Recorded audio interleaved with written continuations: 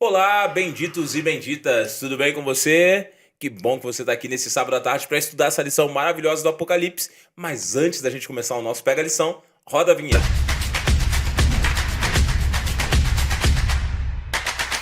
Que bom que você veio aqui mais uma vez para estar conosco. Estamos no 11º sábado dessa lição, que tem sido uma lição poderosa, e que bom que você tem acompanhado a gente em todos estes sábados. Você sabe, eu estou sempre muito bem acompanhado aqui na mesa do nosso podcast Pega a Lição, e hoje estou recebendo dois pastores aqui que são dois amigos meus, e eu gostaria de começar apresentando Pastor Jimmy Cardoso. Tudo bem, Pastor Jimmy? Tudo ótimo, Gabriel. Prazer estar aqui novamente nesse estudo especial, onde a gente pega a lição, vamos pegar a mensagem que Deus tem pra gente. Então, privilégio falar com todos vocês, que esse podcast possa crescer muito e muita Amém. gente ser abençoado com a mensagem que Deus tem para nós aqui. Amém. Obrigado, Pastor Jimmy. Não é a primeira temporada que o senhor vem, né? É a Sim. segunda, teve com a gente na Sim, outra da Fidelidade, exatamente. nessa aqui agora. E agradecemos a sua participação aí, A Pastor gente Jimmy. se rejuvenesce participando com vocês aqui. Opa, É nosso maravilha bom. então, maravilha, pastor. Estamos também acompanhados hoje de outro amigo aqui, que é o camarada que fornece essa estrutura, tá aqui com a gente gerenciando, o pessoal da comunicação também,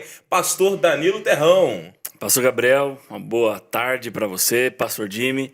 É uma alegria estar com vocês aqui também, mais uma vez, juntos aí nesse podcast que é uma grande bênção para os nossos jovens, Pastor Gabriel. Que bênção, Pastor Danilo. Amigos, você de casa já sabe, todos os sábados às 3 da tarde nós estamos aqui no canal da Associação Paulista Central, e agora é aquele momento que eu paro e te peço um favor. Você já se inscreveu no nosso canal? Então vai lá, se inscreve, ativa o sininho, porque todos os materiais que saem por esse canal aqui são preparados com muito carinho para ajudar na sua comunhão e no seu contato com Deus. Também aproveita e segue as nossas redes que o Daniel já colocou aqui debaixo, @jovensapac e @GabrielGManuel, que são as redes que ajudam a divulgar todo o material dos jovens aqui na APAC, tá legal? Mas meninos, antes da gente começar, antes da gente bater um papo sobre esse tema tão excelente que nós temos nas mãos hoje, gostaria de começar pedindo ao Pastor Jimmy. Pastor Jimmy, o senhor faz uma oração para a gente iniciar o estudo da lição?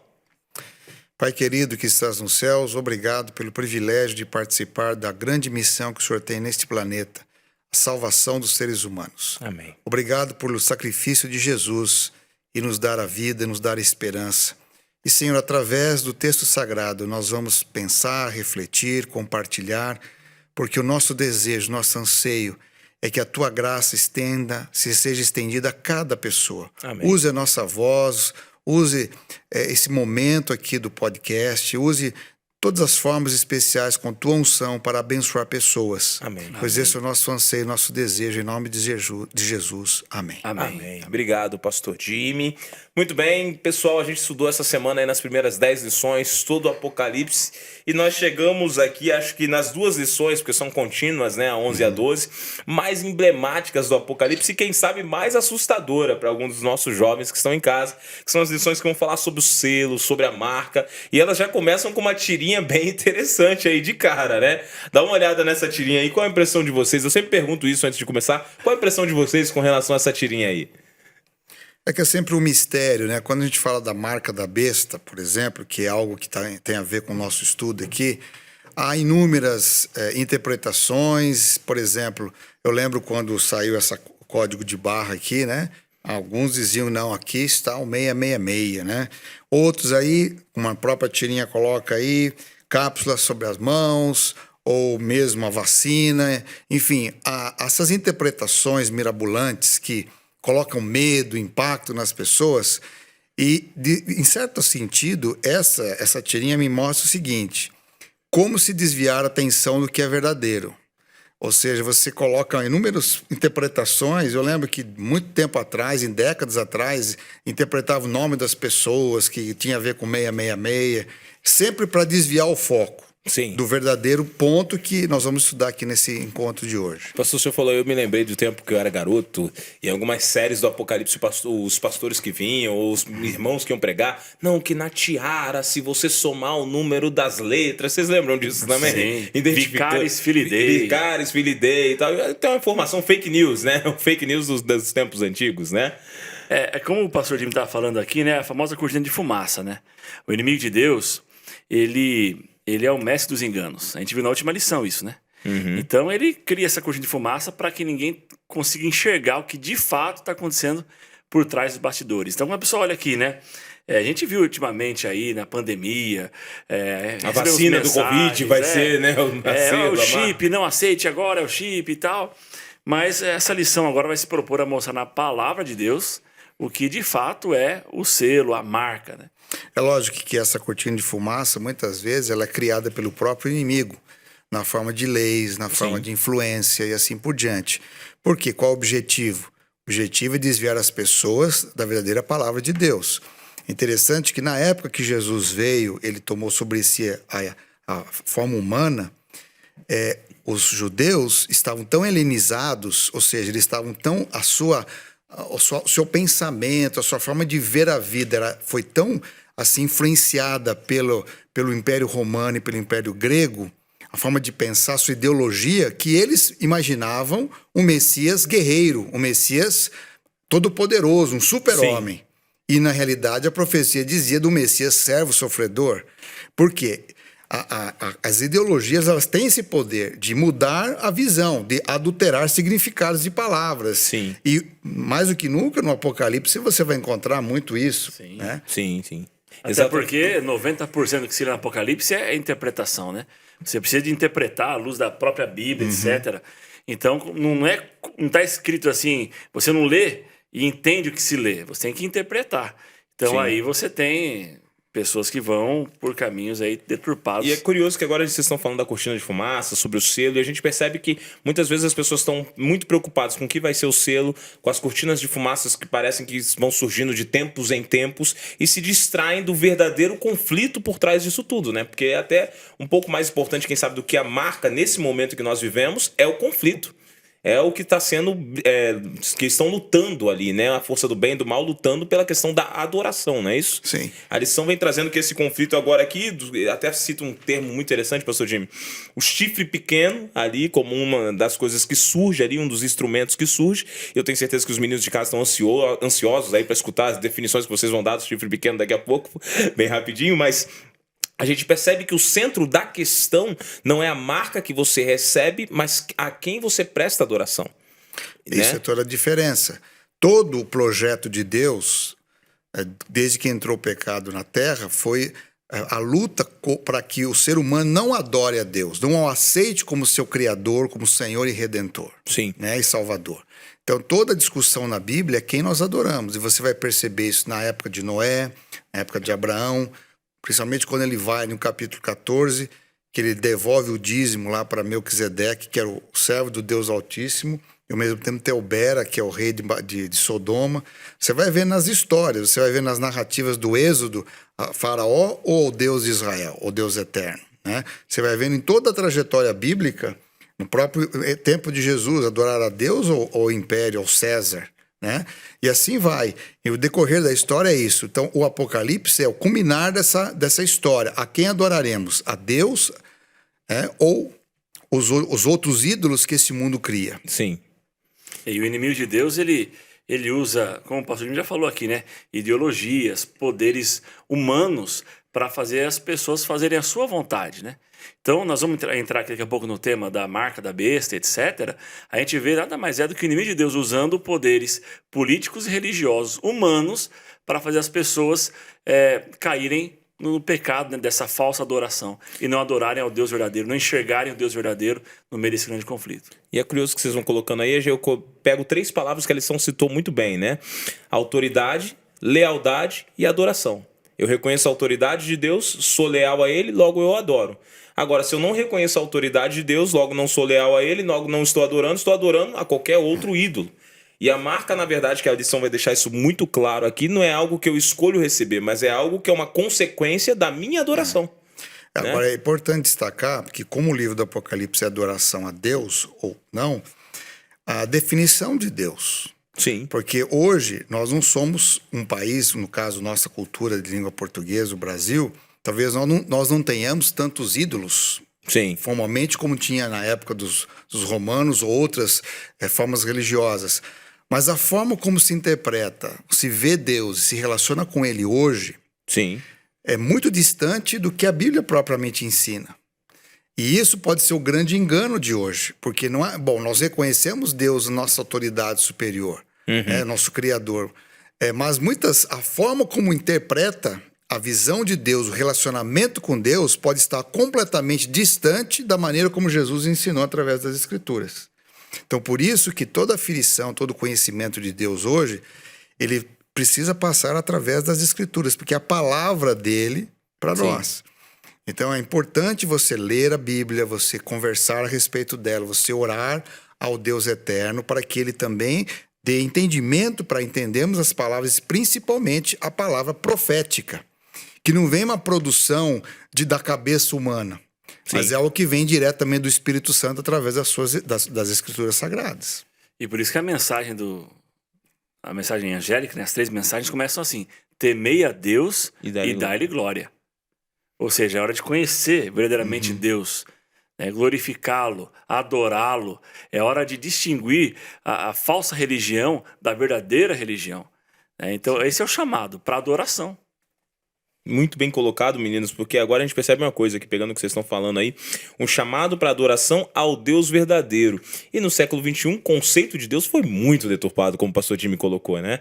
Um século completamente humanista, Deus é aquele que atende a teus pedidos do jeito que você quer, na hora que você quer, conforme a tua vontade, você vai moldando Deus conforme aquilo que você sente, não conforme Deus está apresentado aqui na Bíblia. Então isso causou uma distância muito grande, né, pastor? Sim. Até na adoração também a gente se distanciou. Porque hoje aquela adoração é aquele culto completamente voltado para o ser humano e não para Deus. Isso acaba sendo um tipo de idolatria moderna? Sim, por exemplo, vamos linkar com o tema da música, por exemplo. Adoração, para muitas pessoas, é quando você louva, cantando, tocando.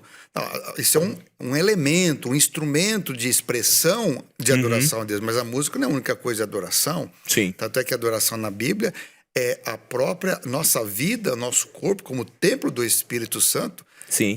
Adorando o Senhor em espírito e em verdade. Em todo o tempo, em toda hora, 24 horas por dia, eu pertenço ao Senhor e adoro, porque o Espírito Santo, ele habita em nós. Ele revela as coisas espirituais. E pela verdade também. Por quê? Porque a nossa adoração tem que estar fundamentada, firmada em Jesus Cristo e na sua palavra.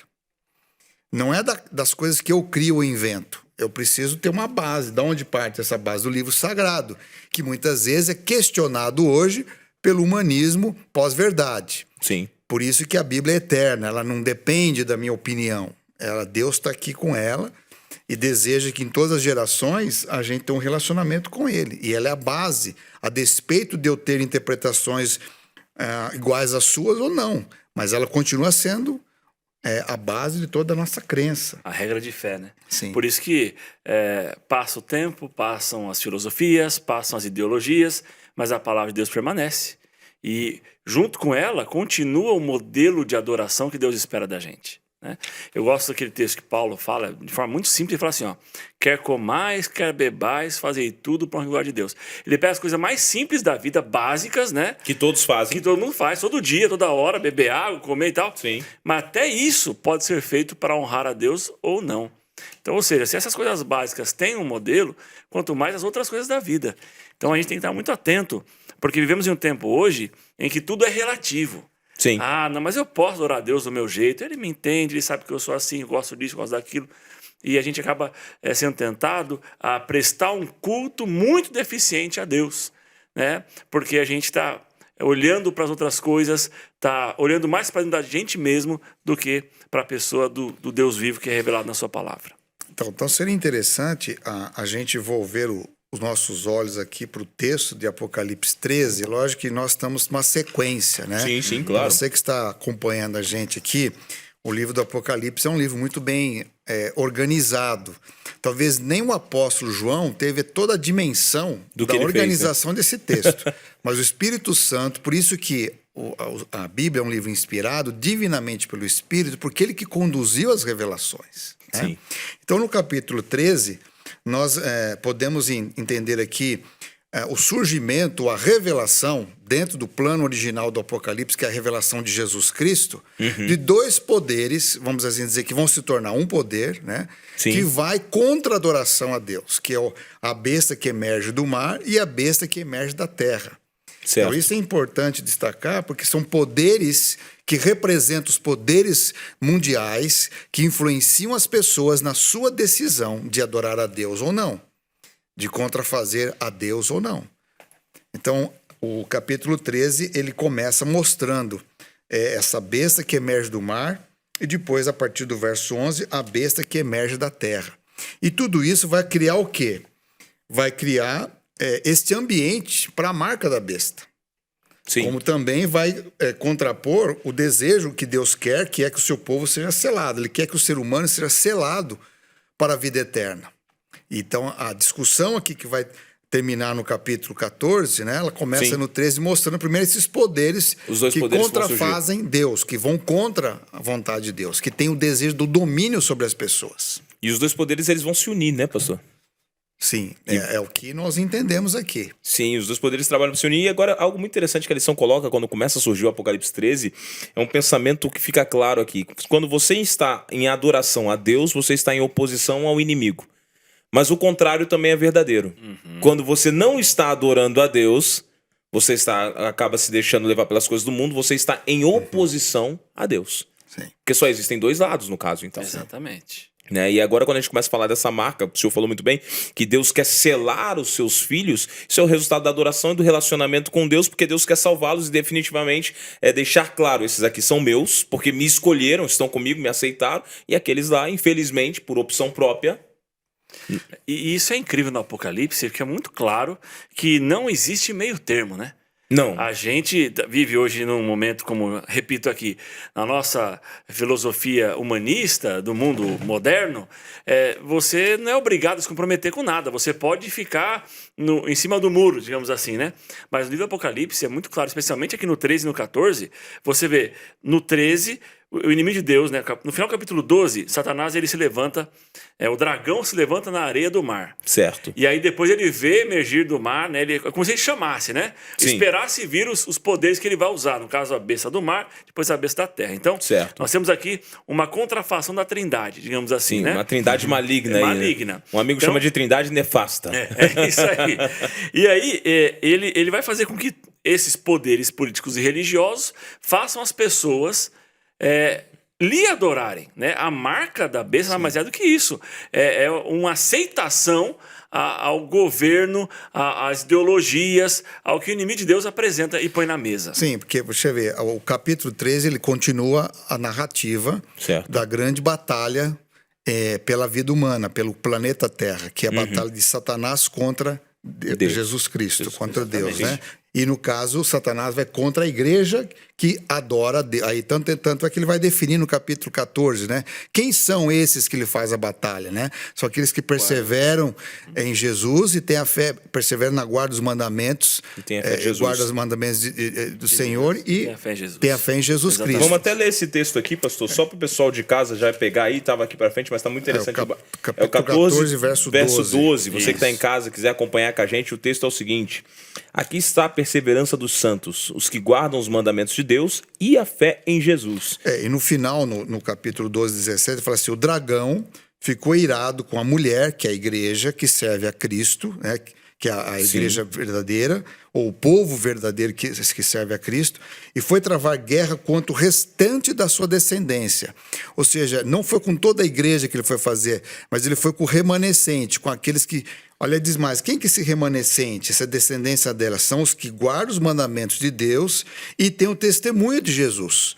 Então, ou seja... assim como a mulher representa a igreja, mas a guerra de Satanás é contra aqueles que perseveram em guardar os mandamentos de Deus e manter o testemunho de Jesus. Ou seja, não é contra todas as igrejas, não é contra todas as supostas mulheres que existem por aí. É contra esse grupo específico. Exatamente. Olha só, e o dragão se colocou em pé sobre a areia do mar. Então, olha que interessante. Ele vai agora, no capítulo 13, mostrar como ele vai usar. Quem que ele vai usar para fazer isso. Exatamente. E é interessante que ele usa a própria mulher, apostatada da verdade, para fazer isso, dos dois segmentos dela que nós vamos ver aqui agora. Então, ou seja, é toda essa astúcia de Satanás para destruir os seres humanos, para que nós não tenhamos a remissão dos nossos pecados em Jesus Cristo. Então, ele vai usar de inúmeros meios. No caso aqui, ele começa. Eu vi emergir do mar uma besta que tinha 10 chifres e 7 cabeças, e sobre os chifres 10 diademas, e sobre as cabeças nomes de blasfêmia. Então, aqui a descrição que João está vendo é como se um animal, que ele não nomeia que tipo de animal, porque ele tem várias vertentes aqui, mas ele destaca algumas coisas, que ele tem 10 chifres e 7 cabeças, e sobre os chifres 10 diademas, e sobre as cabeças nomes de blasfêmia. Porque todo poder que vai contra Deus, ele vai usar de blasfêmia. O que é blasfêmia? A negação de Deus. Blasfêmia é se colocar no lugar de Deus, é falar usando Deus como o seu poder, vamos assim dizer, se colocar no lugar de Deus para dominar as pessoas. Então a blasfêmia ela tem muita coisa envolvida aqui, né? E aí diz mais, ó, essa besta que vi era semelhante ao leopardo, com os pés de urso, com a boca de leão. Ou seja, ele está fazendo uma referência ao próprio livro de Daniel, capítulo 7. onde tem lá os animais que foram representativos dos grandes impérios, Sim. No caso Babilônia, Roma, Medo-Persa e Grécia. Grécia, que no caso era o leopardo, Sim, né? sim, sim. A Babilônia, o leão, o urso, Medo-Persa, e no leopardo. caso aqui o leopardo da Grécia. Sim. Então isso mostra uma certa ligação em continuidade. Quando a gente lê lá Daniel capítulo 2 ou capítulo 7, a gente vê uma continuidade. Qual foi o império que deu continuidade à Babilônia, Medo-Persa e Grécia? Foi o Império Romano. Então aqui ele está vendo agora essa continuidade, que era um animal terrível e espantoso lá em Daniel 7. Sim. E agora ele é essa besta. Então aqui nós temos uma referência interessante. Assim como lá aquele animal terrível e espantoso representava o Império Romano, aqui também Satanás agora vai usar o Império Romano e Sim. todas as suas derivações para exercer esse poder de domínio contra a adoração a Deus. E o texto diz aqui, né? E deu-lhe o dragão o seu poder, o seu trono e grande autoridade. Isso está em Apocalipse 13, não é isso, pessoal? 13, finalzinho do verso 2 aí. Então a gente vê realmente que quem está por detrás. O pastor Jimmy aqui, ele acabou de descrever, né, o Império Romano.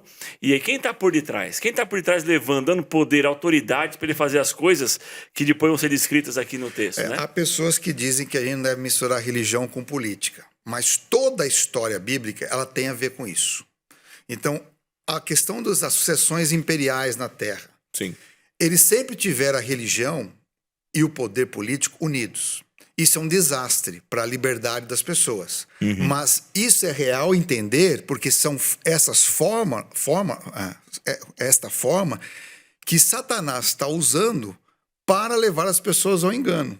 Então, quando você fala assim, é lógico que nós preservamos a liberdade religiosa e nós queremos a liberdade para todos e não misturamos Estado com religião.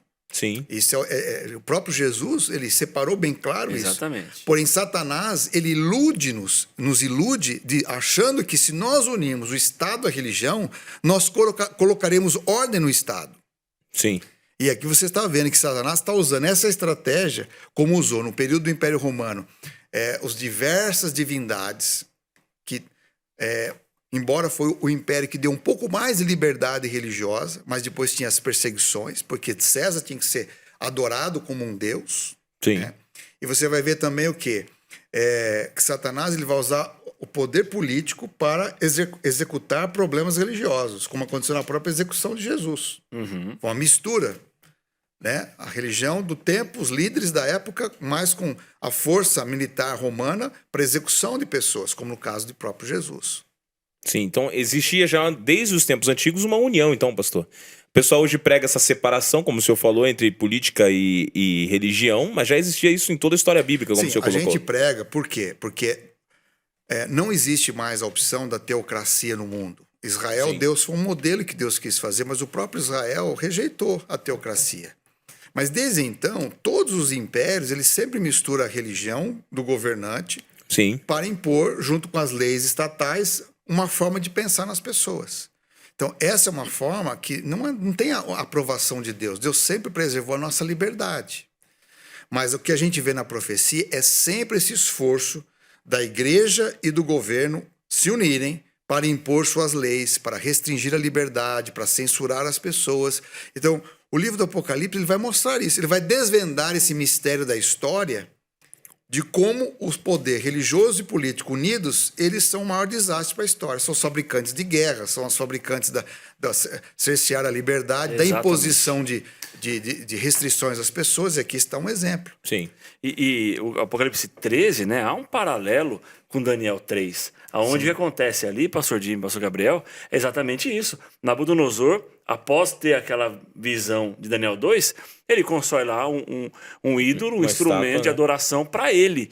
E ele faz que todos adorem aquele instrumento, né, que no caso é um obelisco ali, é um ídolo. E aí quem não adorasse ao som dos louvores, da música daquele momento, seria morto. Entende? E o que vai acontecer, de acordo com o texto bíblico aqui, no Apocalipse 13, a partir do verso 11, é que esses poderes religiosos vão fazer a mesma coisa. Entendeu?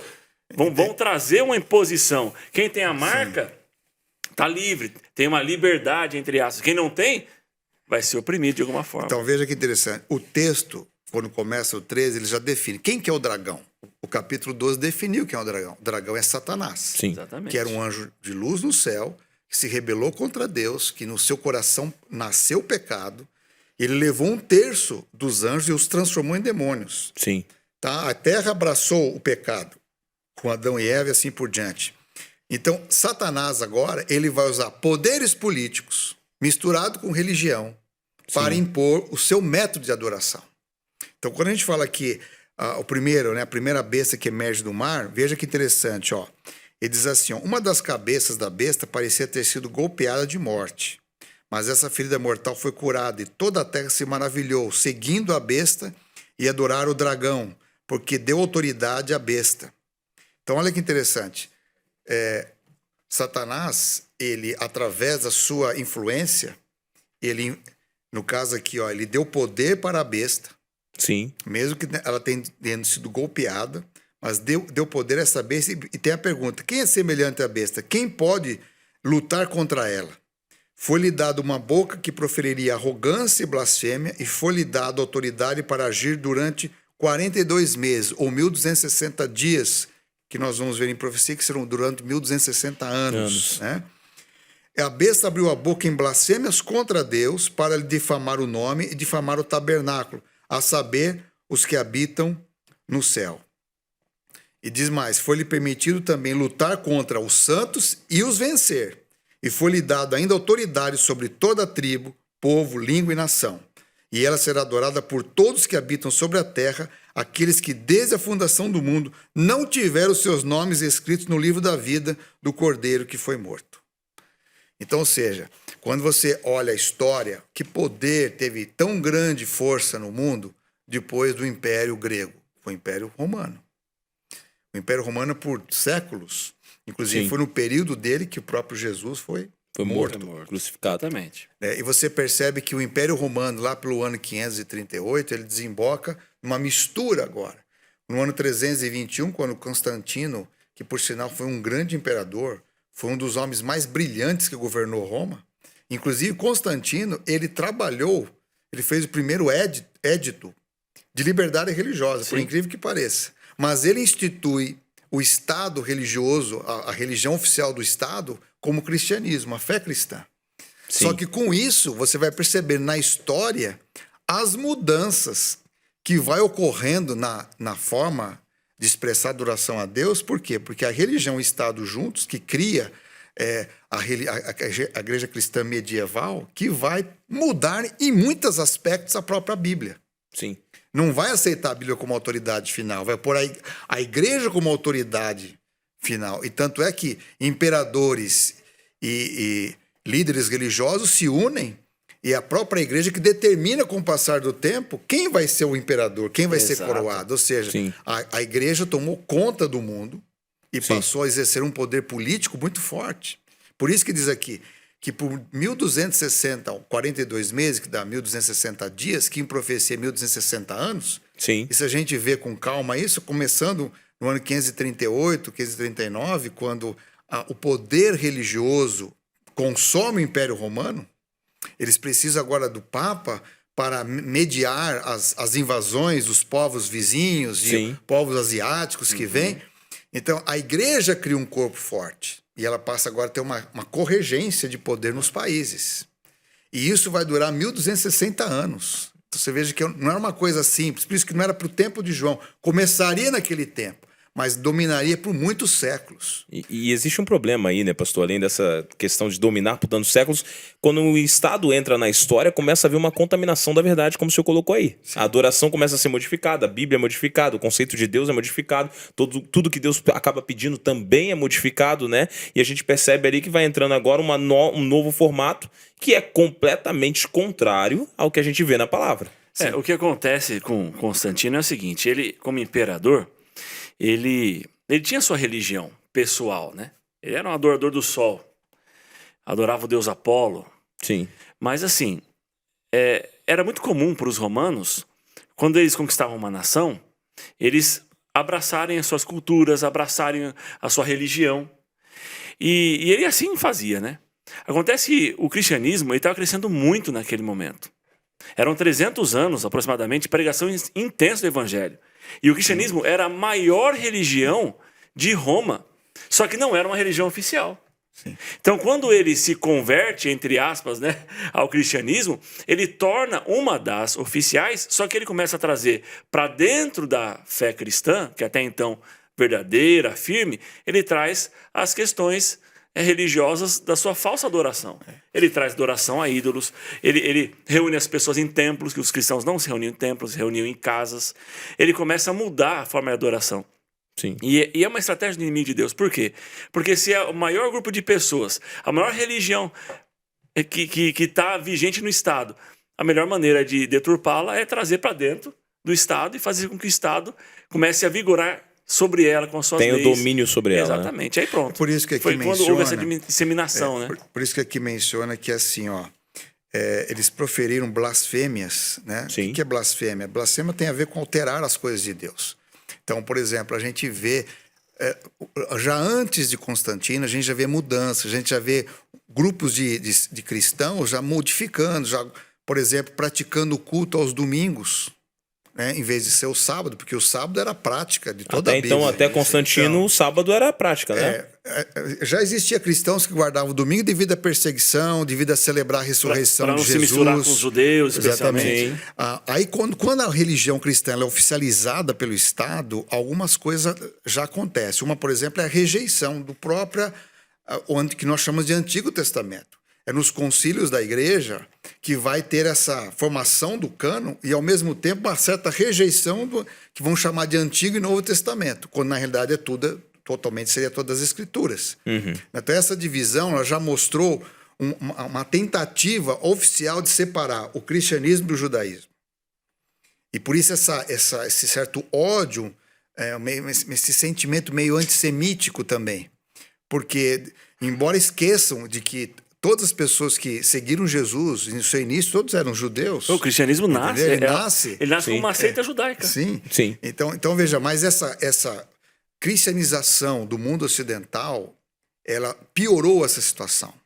Então, ela trouxe mais a forma de pensar grega e europeia, e também outros pensamentos asiáticos, e forma o seu próprio cristianismo, que não é um cristianismo totalmente bíblico. Ele tem partes da Bíblia, mas ele não é totalmente bíblico.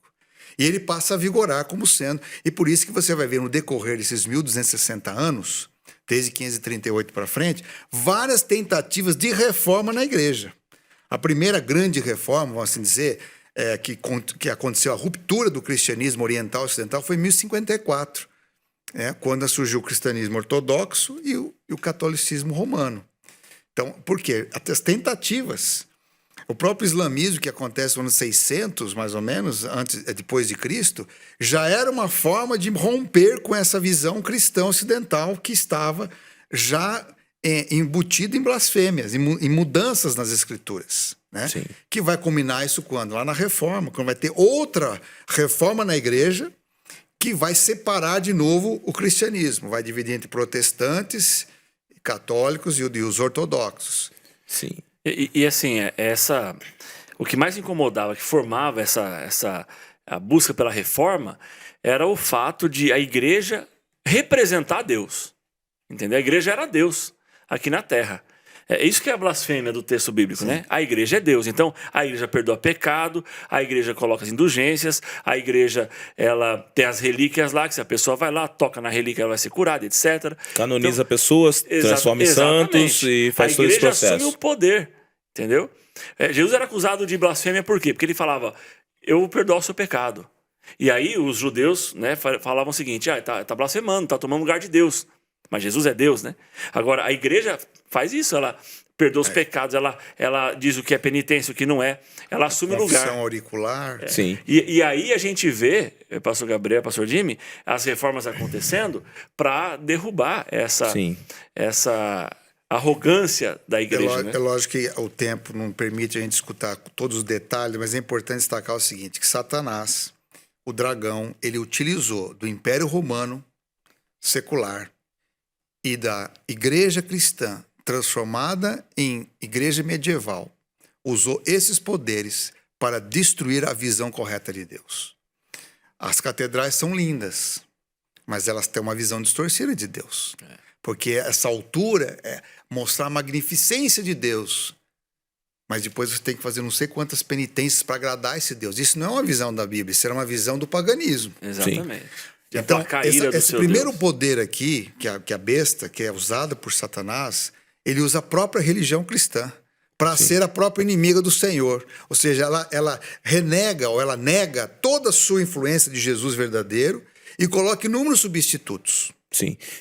E é interessante, pastor, que agora o senhor falou aí sobre a blasfêmia, o Danilo também, eu estava pensando nisso aqui. Uma das principais blasfêmias, então, é quando a igreja, agora, como vocês falaram, assume a posição de Deus, assume a posição de Cristo, podendo perdoar pecados, como se eles tivessem o poder agora de perdoar, de dar aí o preço que você tem que pagar, e assumem a questão da mediação, né? Porque 1 Timóteo coloca ali que a gente só tem um mediador. Sim. E esse único mediador é Cristo, é Jesus. Então agora a igreja substitui essa posição, coloca seus emissários ali pelo caminho, e isso causa uma dificuldade, porque agora essa imagem de Cristo que era pura, o relacionamento que era, eu podia me relacionar direto com Deus, agora não, agora eu tenho alguém que está no meio do caminho. E aí você veja o seguinte, que em seguida a isso vi ainda outra besta emergir da terra. Tinha 2 chifres parecendo cordeiro, mas falava como dragão. Uau. Não sei se nós vamos abordar nessa na seguinte lição. A gente vai ter que abordar essa na próxima lição, meninos. A gente já está caminhando para... Fica tranquilo, você que está em casa. Fica tranquilo, vai se estender por 2 episódios esse aqui. Fica tranquilo. Mas pode continuar, pastor Jimmy. Então veja, a importância de entender esse capítulo, porque assim como o cristianismo medieval foi usado por Satanás com a política, também o cristianismo reformado ele vai ser usado, por incrível que pareça. Sim. Entendeu? Ele vai se apostatar. E ele vai se apostatar, né? Mas, meninos, é o seguinte, a gente já está aqui caminhando para o nosso final e é importante a gente destacar nessa primeira parte dessa lição, então, agora, alguns pontos muito importantes que vocês colocaram e a gente vai dividir isso em 3 pontos, que vai ser o recado final de vocês para os nossos meninos de casa. Beleza. E a gente continua esse mesmo tema no próximo episódio já, tá legal? Beleza. Então, vou começar aqui, pastor Danilo, seu primeiro ponto especial. Olha para sua câmera lá e fala para a galera. Primeiro ponto especial que eu quero deixar com você é o seguinte, embora exista esse conflito entre o bem e o mal, e Satanás tem o seu poder de enganar e usar a política, a religião para levar as pessoas ao engano, Deus ainda permanece com a sua verdade intacta. Então a gente vê aqui no capítulo 13 as bestas se levantando, né? A do mar e a da terra. Mas no 14 a gente vê o Cordeiro de Deus se levantando com a verdade para selar o povo de Deus. Então nós temos que entender uma coisa, é hora de perseverar na palavra do Senhor e assim não ser enganado por qualquer vento de doutrina, por qualquer religião que possa parecer afagar o nosso coração. Temos que ir atrás da verdade. Muito obrigado, pastor Danilo. Belíssimo recado. Pastor Jimmy, o seu ponto especial dessa lição agora, lembrando que a gente continua já já. Então, queridos, eu vejo assim como algo muito importante a gente lembrar que Jesus, ele está chamando-nos e quer que o Espírito Santo cele o nosso coração. E para que isso aconteça, é preciso abraçar a verdade bíblica, aceitar toda a Bíblia com a palavra inspirada por Deus. O Senhor levantou e permitiu que mais de 40 pessoas, no decorrer de mais ou menos 1.500 anos, pudessem ser dirigidos pelo Espírito Santo para nos abençoar em nossa geração. Então aqui, tanto é que o verso 10 do Apocalipse 13, ele termina assim: aqui está a perseverança e a fidelidade dos santos. Que você seja um perseverante, uma filha e um filho perseverante, que ande com Deus, que aceite ser escolhido por Deus, separado por Deus, ser um santo, a fim de que essa palavra de Deus prospere no seu coração. Que Deus te abençoe. Obrigado, pastor Jimmy. Meu recado para você que está em casa vai direto da Bíblia. 1 Timóteo, capítulo 2, versículo 5. Porquanto há um só Deus e um só mediador entre Deus e os homens, Cristo Jesus, o homem. Cristo é o nosso único mediador e todo aquele que vai a ele nunca é rejeitado. Se você for na direção de Cristo, adorá-lo, conviver com ele, não somente você receberá a salvação, mas receberá a presença de Cristo no seu coração todos os dias, caminhando nessa terra que está desgovernada, mas que no final das contas está nas mãos de Deus e no final da história ele vencerá. Muito bem, que Deus te abençoe. Nós estamos terminando mais um podcast e agora nós vamos ter a nossa oração final, mas eu já fico deixando o seu recadinho para você, que essa lição é em 2 partes. Então, semana que vem a segunda parte dessa lição, tá legal? Então vamos para a nossa oração. Pastor Danilo, é contigo. Oremos. Nosso Pai, nosso Rei, obrigado pela Tua palavra e obrigado, Senhor Deus, porque ela se revela como a Tua vontade, a Tua verdade. Eu peço em nome de Jesus que o Senhor nos ajude a se manter guiado por ela, para que possamos estar atentos no tempo que vivemos e assim adorá-lo em espírito e em verdade. Eu peço que o Senhor abençoe cada jovem que nos assiste, cada pessoa que está conectada conosco, em nome de Jesus. Amém. Obrigado por você ter ficado até aqui conosco. Você já sabe, nossos encontros são todos os sábados às 3 da tarde. E você sabe, a nossa proposta aqui é revolucionar a tua vida através da comunhão com Deus. Te vejo semana que vem, no sábado à tarde, às 3 horas da tarde. Até lá, valeu!